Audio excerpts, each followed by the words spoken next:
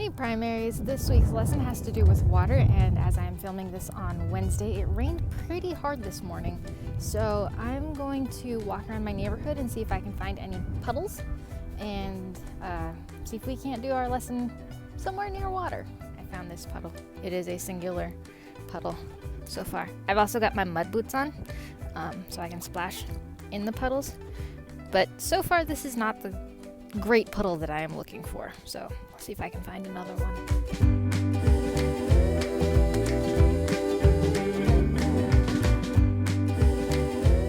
There's usually puddles in this drainage ditch. It's dry. This is disappointing.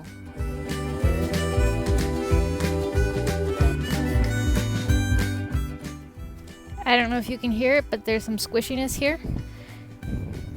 I think that's the closest we're gonna get besides the puddle that's right near my house. I'm gonna go check one other spot in my neighborhood, and if all else fails, I'll probably come back here.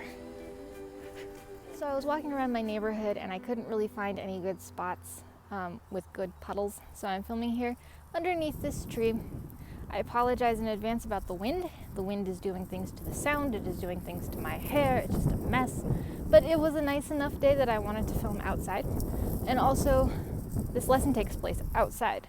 So I wanted to, give a little bit of ambiance. So this week's lesson is about Noah and the fact that he was living in a place that had no rain and there was only dew to water the earth. And he gets a message from God. Imagine you are Ham, Shem, or Japheth. You are three brothers, you live with your wives, and you have this nice little life, and one day your dad comes to your house and goes, "Boys, I need you to come to dinner with me and your mother tonight." And you're a little confused, you're like, okay, you know what, it's dinner with my parents. I don't mind, I like my parents. And you go, and your dad says, "I'm gonna build a boat because it's gonna rain, and the boat is going to be as wide as a 4-lane freeway. It's gonna be long as 1.5 football fields, and it's gonna be 4 stories tall, and it's gonna have room for all the people in our area, and also gonna have room for 45,000 animals, and we're gonna have to build this boat, and we're gonna have to collect all the food for all these people and all these animals because God is gonna send a flood and it's gonna wipe out everything on earth that isn't in this boat." I would be a little skeptical. So Ham, Shem, and Japheth, instead of being like, "Whatever, you're crazy, Dad, peace out," help him, and they build this giant boat, even though it's never rained in the history of Earth. And that's a little bit crazy, right? You're like, it's never rained, except it's about to rain out here, so I'm gonna have to finish this lesson inside because, don't want to get my phone wet. Alright, so filming outside was a fun adventure, but also I didn't have my notes, and I don't do well when I don't have my notes with me. So yay, we're inside, we have notes, we're out of the rain, we can continue on with our story. So how would you feel if you woke up one morning and your parents told you that you were going to build a gigantic boat? You live in Texas, which has only one naturally occurring lake. This boat is going to be taller than a 4-story building, longer than 1.5 football fields, and wider than a 4-lane highway. And remember, there's no water for miles and miles and miles around. Oh, and also, you're gonna need to have space for up to 45,000 animals, plus your family, plus whoever else wants to join you on the boat. And when it's built, you're gonna have to feed all those 45,000 animals, plus your family, plus whoever decides to join you on this gigantic boat. And it's for an unknown length of time that you're going to be on this boat. Also, it has never rained a day in the history of the world.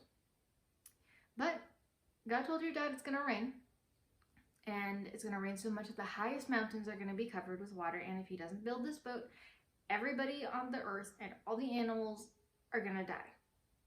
That would be a lot to take in, right? That is what Ham, Shem, and Japheth faced one morning when their father Noah told them that there was going to be a flood of rain, and God wanted them to build a boat to save all the people in the world and a lot of animals as well. To understand what was kind of going on during that time, we need to go back in time a few hundred years. Adam and Eve were living in the Garden of Eden. And then they ate the fruit from the tree of knowledge of good and evil, and sin came into the world. And that meant that people were making good choices, but people were also making bad choices. There's a whole chapter in Genesis about the kids and grandkids and great-grandkids and great-great-grandkids that Adam and Eve had, and the Bible tells us that some of them, like Seth and Methuselah, made good choices, but some of them, like Cain and Lamech, made bad choices. This continued for several generations, with some people making good choices and some people making bad choices, until there were just so many people consistently making only bad choices that God was just so sad and just so upset deep in his heart that he decided that it was going to be best to start the world over from scratch with animals and only people that made good choices.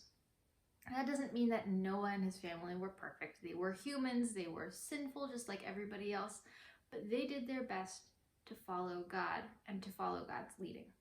Whereas a lot of the other people were like, God, I don't need him. I can do whatever I want. So God didn't want to destroy the world, but he knew that if he left it as it was, people were going to destroy the world. God wanted to start the world new, and he also wanted everyone to have the chance to believe in him and to make good choices. And in this case, make the one particular choice of getting on the ark so they could be saved from the flood. If you get your Bible and turn to Genesis 6, we're going to read a few verses from that chapter. So Genesis chapter 6, and we're going to start with verse 5. Then the Lord saw that the wickedness of man was great on the earth, and that every intent of the thoughts of his heart was only evil continually. So that's like what we were talking about earlier. It was basically all the people in the earth were only making bad choices continuously. They weren't making any good choices, they were only making bad choices. And that just made God so sad. And the Lord was sorry that he had made man on the earth, and he was grieved in his heart. So the Lord said, I will destroy man whom I have created from the face of the earth, both man and beast, creeping thing, and birds of the air, for I am sorry that I have made them. But Noah found grace in the eyes of the Lord. And so this is kind of saying that Noah was making good choices.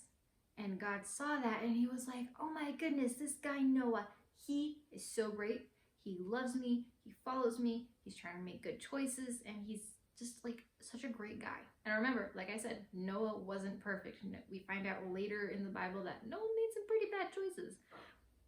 But overall, Noah made good choices. All right, so now we're going to read in verse 13, and we're going to read all the way to verse 22.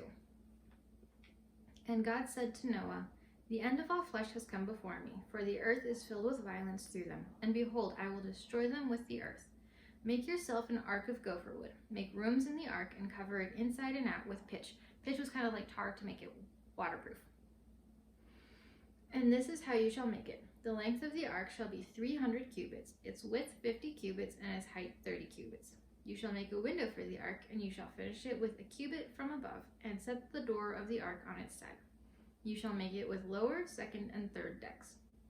And behold, I myself am bringing floodwaters on the earth, to destroy from under heaven all flesh in which there is breath of life. Everything that is on the earth shall die. But I will establish my covenant with you, and you shall go into the ark, you, your sons, your wife, and your sons' wives with you. And of every living thing of all flesh you shall bring 2 of every sort into the ark, to keep them alive with you, and they shall be male and female. Of all the birds after their kinds, of animals after their kind, and of every creeping thing on the earth after its kind, 2 of every kind will come to you to keep them alive. And you will take for yourself of all food that is eaten, and you shall gather it to yourself, and it shall be food for you and for them. Thus Noah did, according to all that God commanded him, so he did. So we're going to find out in next week's lesson what happened after Noah built the ark and stored up all this food and other stuff. But I want you to take this thought with you through this week. Noah had never seen rain, but God told him it was going to rain. Noah had never seen a flood, but God told him there was going to be a flood. Noah had never built a boat this huge, but God told him to build a boat this huge. And Noah believed everything that God told him. And it's not always easy for us to believe what God tells us or what God tells our parents, like if you were Ham, Shem, or Japheth. But God doesn't want something for us that we wouldn't want for ourselves if we could see the end from the beginning.